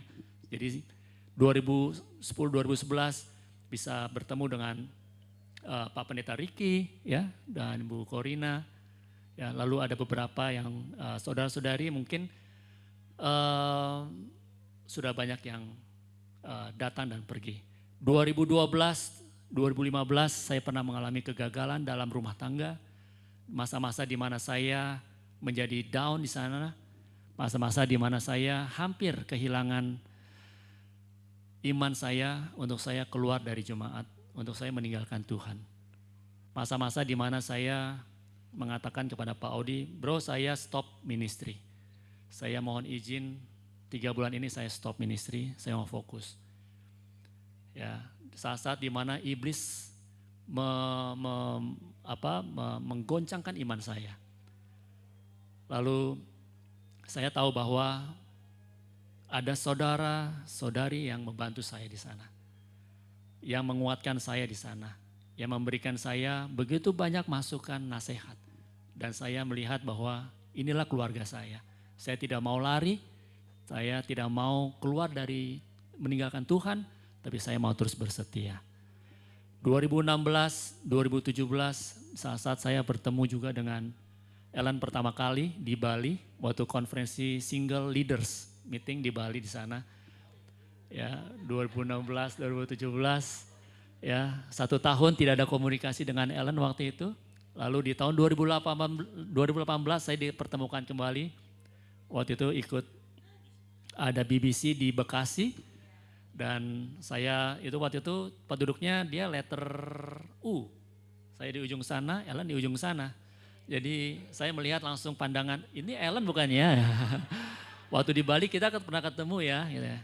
Tapi memang kalau mau mendapatkan wanita idaman itu harus ada usaha. Ya. Jadi selesai pelajaran waktu itu Pak Budi, saya ingat sekali. Saya tahu bahwa malamnya itu ada dating. Cuma saya belum menentukan datingnya siapa. Saya langsung lari ke belakang sana, langsung kejar Ellen, datengin langsung. Hai Ellen, saya Jerry, kamu masih kenal gak waktu di Bali? Iya, saya kenal. Oke. Ya. Kamu sudah ada belum couple datingnya? Oh, belum ada. Kalau gitu saya mau reverse kamu untuk kita bisa dating ya malam ini ya gitu ya. Wah, puji Tuhan ya. Selama pada saat itu ya, itu membekas sekali dia di Ellen mungkin ya. Jadi kita selalu komunikasinya intens di sana. Lalu sebelum pulang dari Bekasi saya langsung ngomong dengan Pak Charlie waktu itu. Pak Charlie, saya mau lebih dekat lagi fellowship dengan Ellen ya. Kalau Pak Charlie bilang silakan bicara dulu sama Bro Audi ya. Ya, 2016, 2017 masa-masanya 2018, 2019 saya mulai dekat dengan Ellen ya. Dan di saat bersamaan pun juga terus ya saya melihat bagaimana pertumbuhan jemaat di Balikpapan terus bertumbuh, ditambahkan terus pemimpin-pemimpin yang baru ya.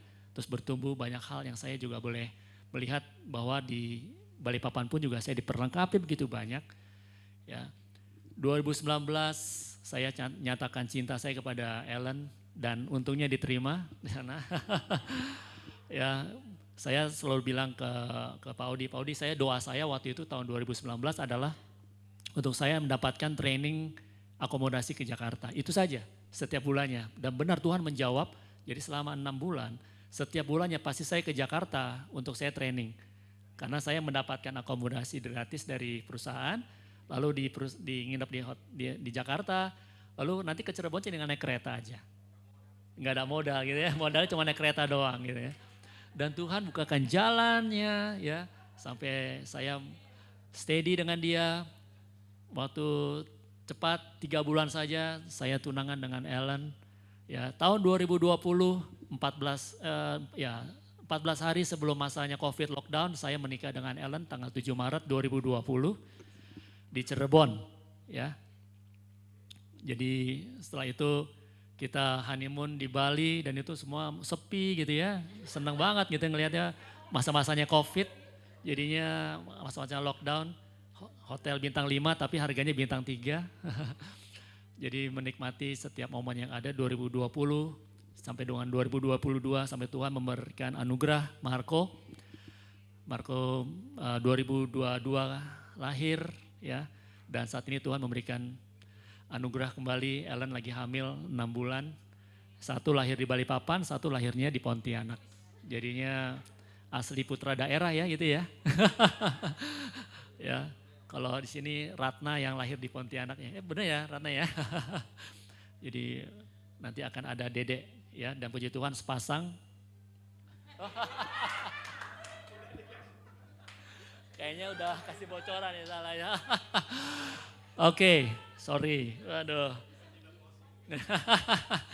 Ya, dan 2023 di mana saya bertemu dengan brother sisters ya, selama 2023 masa-masa di mana Eh, saya diperlengkapi banyak sekali dan saya melihat banyak sekali brother sister yang menjadi inspirasi saya.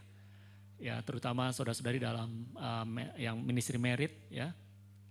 Yang saya benar-benar belajar bagaimana untuk menjadi orang tua, yang saya juga bisa belajar bagaimana untuk saya bertumbuh dalam karakter. Dan 2024 minggu depan tanggal 26 saya sudah mulai berangkat ke Pontianak. Ya, ini bagi saya adalah hal yang 13 tahun adalah hal yang sangat indah sekali. Momen ini sangat gak saya lupakan ya. Kalau saya di tempat saya bekerja di CKB di Jakarta hanya 7 tahun. Dari 2004 sampai dengan 2010, 6 tahun saya di Jakarta. Lalu saya pindah ke Balikpapan 2010 sampai dengan 2023. 13 tahun saya lebih banyak menghabiskan waktu di Balikpapan. Yang KTP juga sudah KTP Balikpapan ya. Jadi memang jiwa saya, hati saya sebenarnya ada di Balikpapan. Ya, saya berharap terus ya semoga tidak lama di Pontianak. Saya juga nggak tahu ya, cuma kalau lihat dari target yang diberikan membuat saya halus dada juga. Ya, saya percaya sekali bahwa tidak ada yang mustahil buat Tuhan. Ketika saya mau terus berusaha dan berdoa di sana babat alas, cuma ada 2 orang tim saya. Biasanya pegang sampai dengan ratusan, hanya 2 orang. Merintis dari nol, ya, pegang area Kalbar dan juga area Kalteng. Tapi membuat saya menjadi melihat bahwa mission bukannya impossible tapi possible. Ya, bagi saya adalah nggak ada waktu untuk saya tidur, tidak ada waktu untuk saya mati. No time to die. Untuk saya mau terus membangun keyakinan saya, untuk bertumbuh di dalam iman saya, bertumbuh dalam kerohanian saya semakin dekat serupa dengan Kristus. Amin. Itu saja yang saya bisa share kepada kita semua di sini.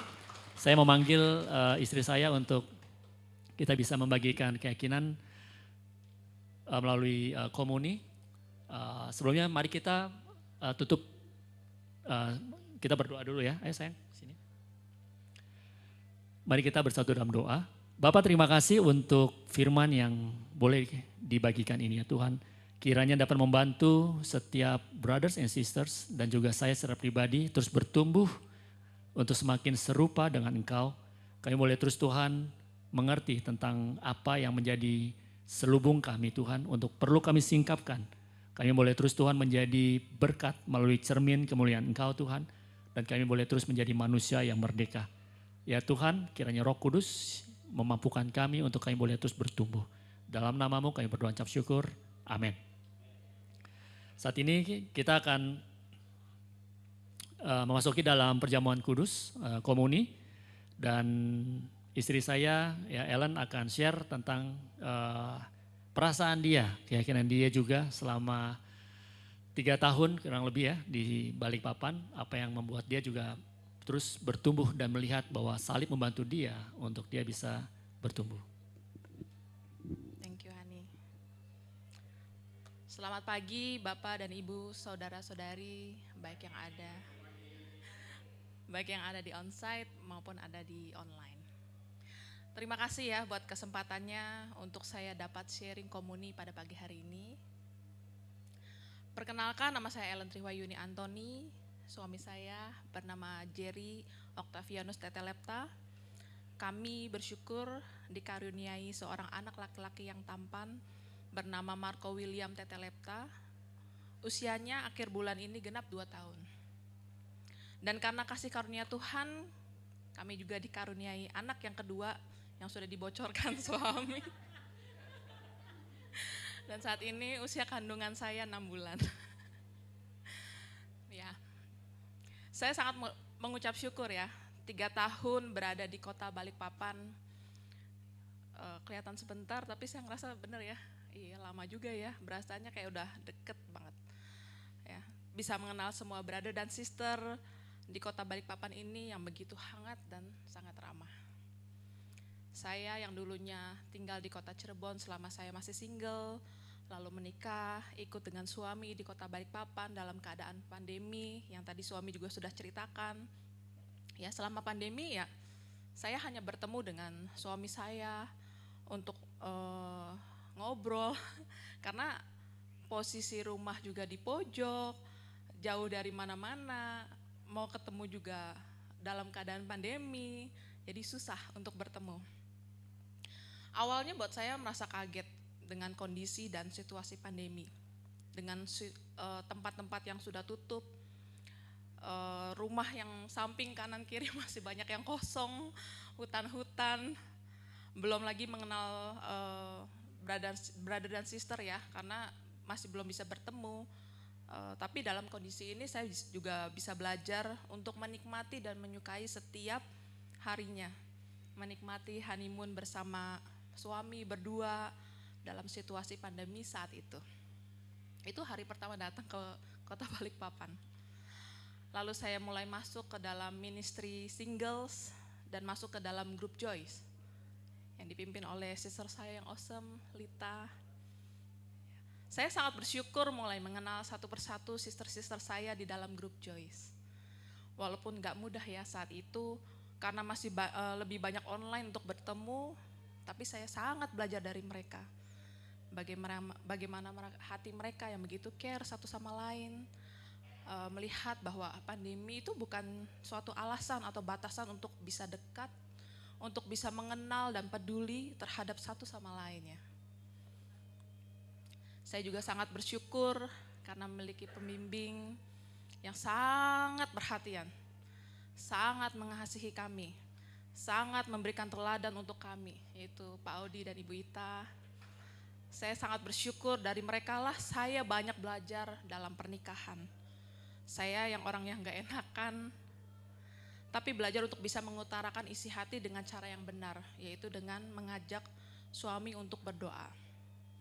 Sampai yang akhirnya, sampai sekarang, suami adalah tempat ternyaman untuk saya mengutarakan isi hati saya tanpa ada rasa takut. Belajar juga dari kasih mereka terhadap pasangan, sangat membantu untuk saya dapat mengasihi suami saya dengan hormat, dengan respek, tunduk terhadap suami bukan menanduk, penolong bukan yang perongrong, dan menerima suami bukan dari kelebihannya saja, tapi juga dari segala kekurangannya. Dari mereka juga saya belajar hidup murid yang memiliki hati yang benar-benar hati seorang hamba. Bisa terlihat ya dari hidup mereka, cara hidup mereka benar-benar rela berkorban. Dari mereka juga saya belajar bertumbuh menjadi murid yang gak gampang baper. Ya, dan melihat apa yang saya lakukan adalah ini untuk Tuhan. Dan ini adalah ministrinya Tuhan. Dan banyak lagi yang saya belajar dari mereka untuk semakin mirip seperti Yesus dan dari cara hidup mereka. Saya juga sangat bersyukur diberikan kesempatan untuk memimpin satu grup PDG sister ya, yaitu grup Febe. Yang sebenarnya secara usia beberapa dari mereka jauh lebih dewasa daripada saya. Tapi mereka begitu sangat rendah hati, mau dibimbing oleh saya. Dari mereka juga saya belajar untuk mengasihi tanpa ekspektasi. Belajar dari hati mereka yang mau bersatu untuk berdoa setiap malam ya. Bertekun bersama, saling mendoakan. Saya ingat waktu itu sama Foni, Lestari. Saya sangat bersyukur banget dengan momen-momen itu. Saya juga bersyukur diberikan kesempatan bersama suami untuk pindah ministry dari single ke married. Memimpin grup married yang sebelumnya kami belum ada gambaran membimbing dalam pernikahan, yaitu grup Eliezer. Tapi dari mereka juga saya belajar kerendahan hati mereka yang rela dibimbing oleh kami dalam kerohanian.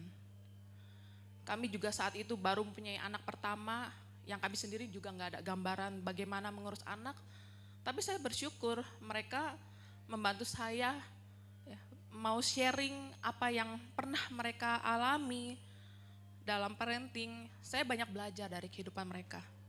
Dari Kak Esther, dari Neti, dari Prapti juga, dari Sally. Saya ingat banget bagaimana waktu awal saya melahirkan, Sally yang mensupport ASI untuk Marco bisa mendapatkan ASI eksklusif ya. Kami juga sangat bersyukur diberikan kesempatan kembali memimpin grup merit di tahun 2023, yaitu grup solid. Yang saya pribadi semakin banyak belajar dari hati mereka, walaupun mereka begitu sangat bertalenta, tapi mereka sangat rela dan siap sedia dipakai oleh Tuhan dengan luar biasa.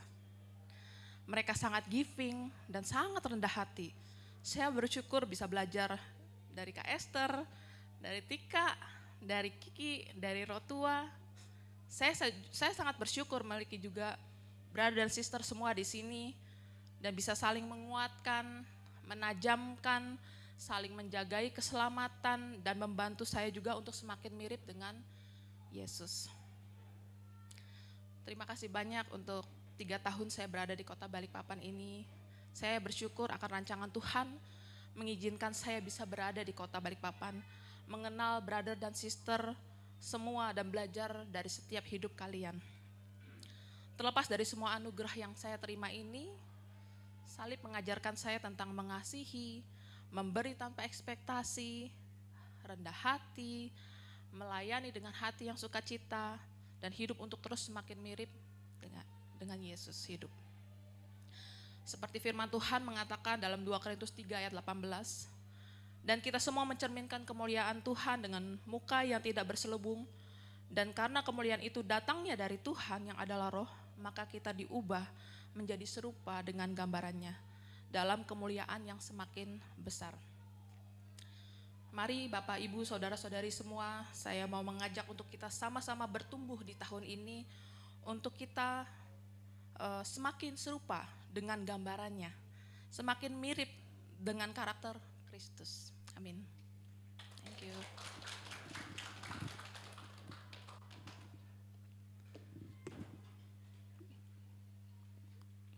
Baik, untuk Asyar boleh membagikan roti dan anggur.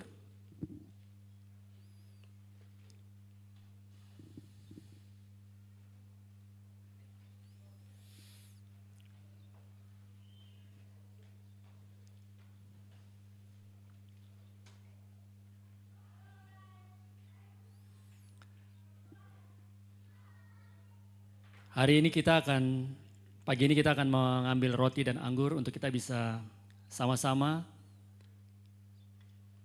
turut merasakan kebaikan Tuhan melalui kematian Tuhan Yesus di kayu salib. Untuk kita bisa mengucap syukur bersama-sama.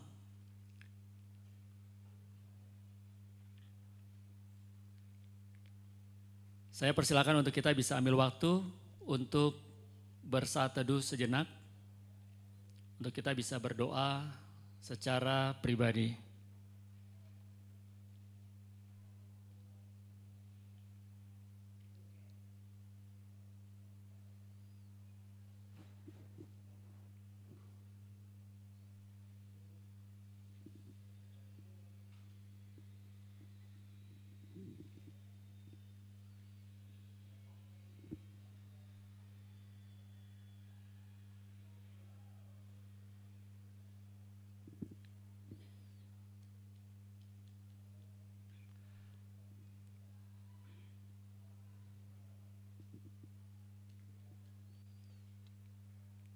Baik, saya akan membacakan dari buku 1 Korintus pasal yang ke-11 ayat yang ke-23. Sebab apa yang telah kuteruskan kepadamu telah aku terima dari Tuhan, yaitu bahwa Tuhan Yesus pada waktu malam ia diserahkan mengambil roti. Mari kita angkat roti kita. Dan sesudah itu ia mengucap syukur atasnya, ia memecah-mecahkannya dan berkata, inilah tubuhku yang diserahkan bagi kamu. Perbuatlah ini menjadi peringatan akan aku. Mari kita makan bersama.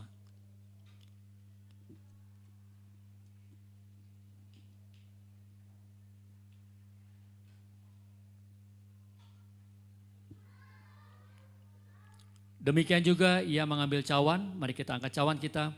Sesudah makan lalu berkata, cawan ini adalah perjanjian baru yang dimeteraikan oleh darahku.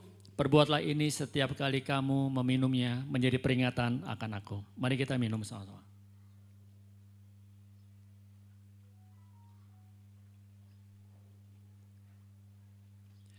Sebab setiap kali kamu makan roti ini dan minum cawan ini, kamu memberitakan kematian Tuhan sampai Ia datang. Bapak Ibu, mari kita berdoa untuk komuni kita.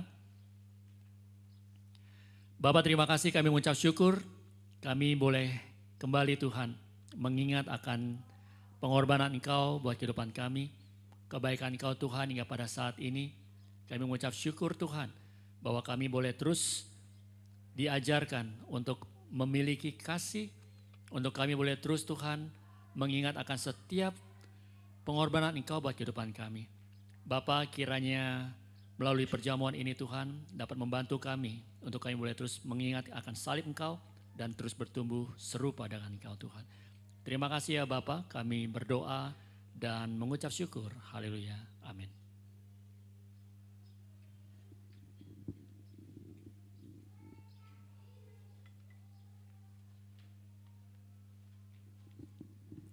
Jemaat Tuhan, tiba saatnya kita masuk dalam persembahan syukur. Kita memberikan persembahan syukur kita dan persembahan perpuluhan kita. Seperti ada yang tertulis dalam 2 Korintus 8 ayat 12 berkata, sebab jika kamu rela untuk memberi, maka pemberianmu akan diterima. Kalau pemberianmu itu berdasarkan apa yang ada padamu, bukan berdasarkan apa yang tidak ada padamu. Sebelumnya mari kita bersatu dalam doa. Bapa di surga, Bapa yang baik, selamat pagi Yesus Kristus. Perkenankanlah kami Tuhan, menaikkan puji syukur hormat padamu ya Tuhan. Ya Tuhan, terima kasih untuk hari ini ya Tuhan, untuk kesempatan yang kuberikan pada kami untuk kami beribadah bersama-sama pada Tuhan. Ya Tuhan, terima kasih kami tadi sudah mendengarkan firman Tuhan yang begitu indah ya Tuhan. Dan sebentar kami akan memberikan persembahan. Biarlah kiranya Engkau berkati persembahan ini ya Tuhan, agar dapat memperlebar pelayanan kerajaan-Mu di muka bumi ini ya Tuhan.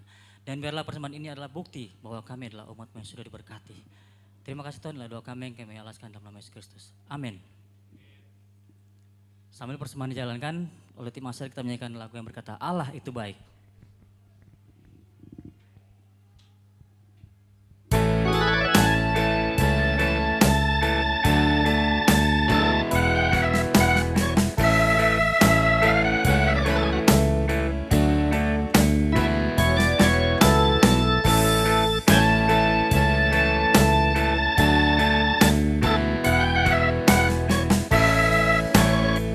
Mari katakan Allah itu.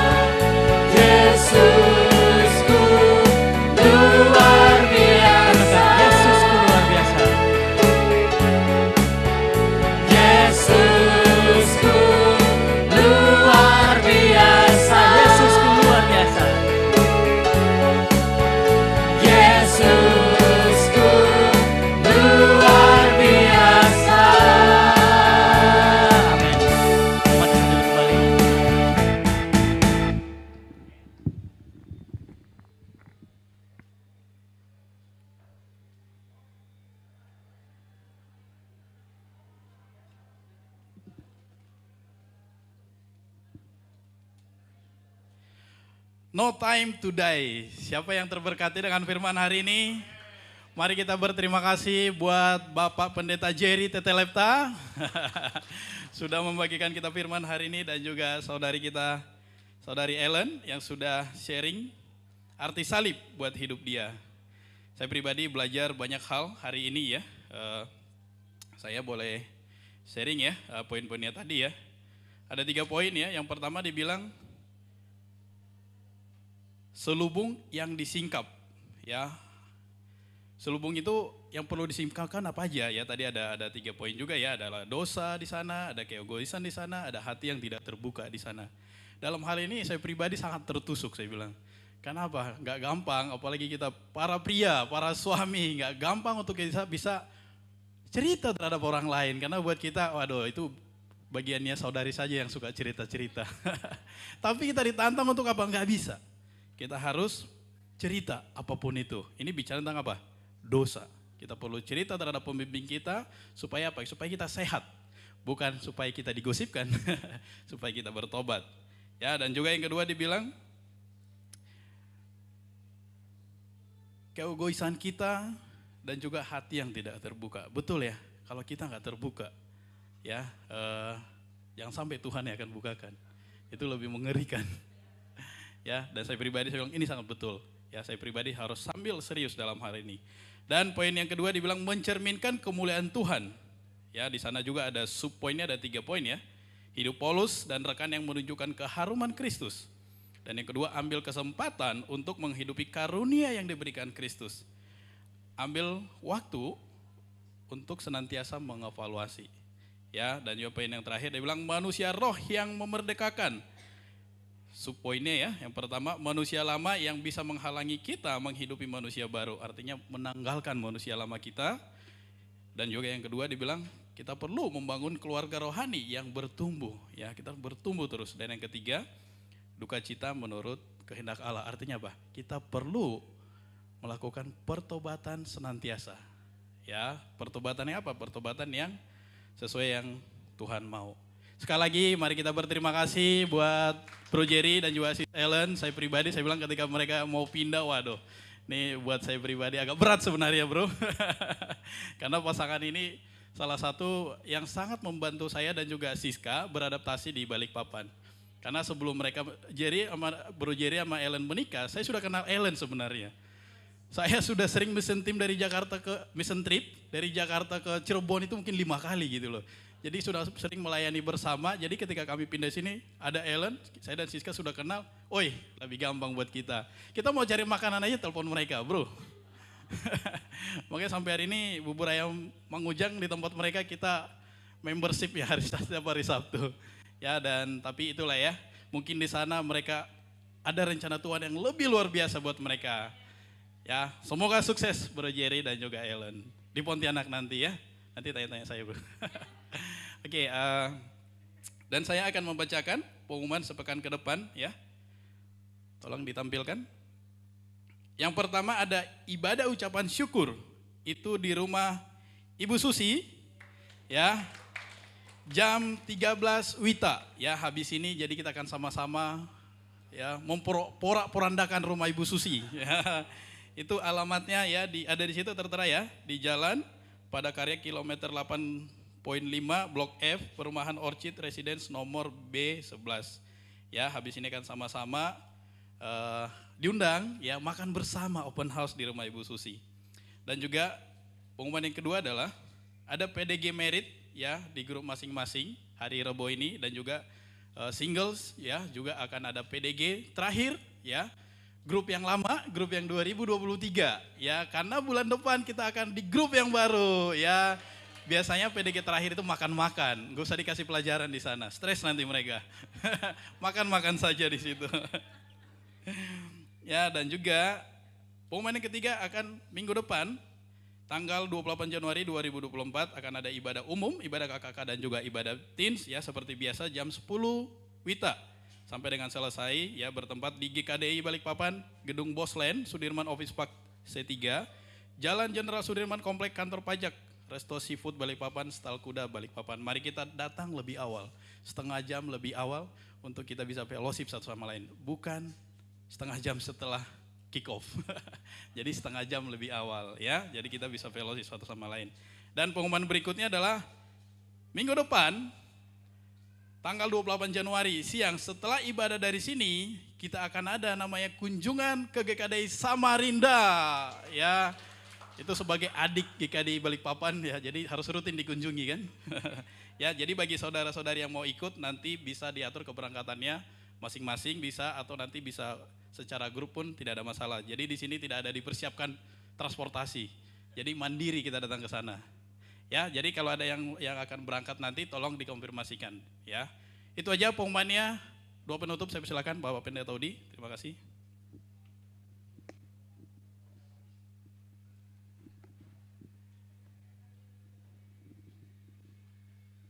Mari kita berdoa.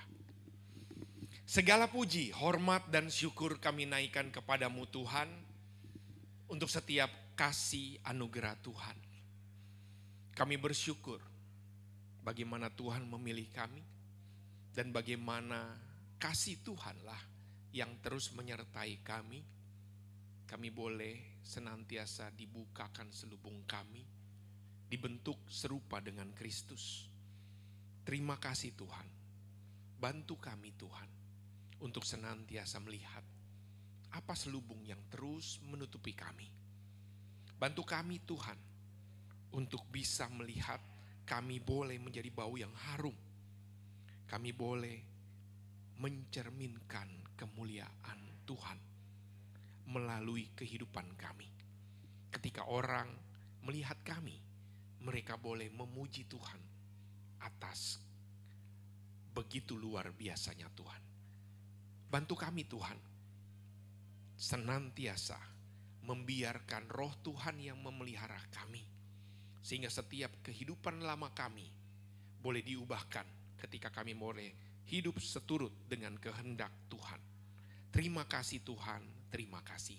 Kami bersyukur pada pagi hari ini boleh bersekutu bersama, boleh mendengar kebenaran firman Tuhan bersama-sama. Kami berdoa untuk setiap dari kami. Biarlah setiap rencana demi rencana kehidupan kami secara pribadi, dalam kehidupan single kami, dalam kehidupan menikah kami, dalam rencana pekerjaan kami, rencana pendidikan kami, rencana sekolah kami, rencana apapun dalam kehidupan kami, kiranya Tuhanlah yang meluruskan setiap jalan, dan Tuhan buat semua rencana menjadi berhasil. Kami khususnya berdoa untuk saudara Jerry, saudari Ellen, dan juga Marco. Rancangan damai sejahtera, hari depan esok penuh harapan, berlaku bagi setiap dari kami ketika kami mau mencari terus rancangan Tuhan. Dan satu peristiwa dalam kehidupan saudara Jerry dan saudari Ellen akan berangkat ke Pontianak dalam tugas tanggung jawab yang baru di dalam. Tuhan memberikan mereka hikmat,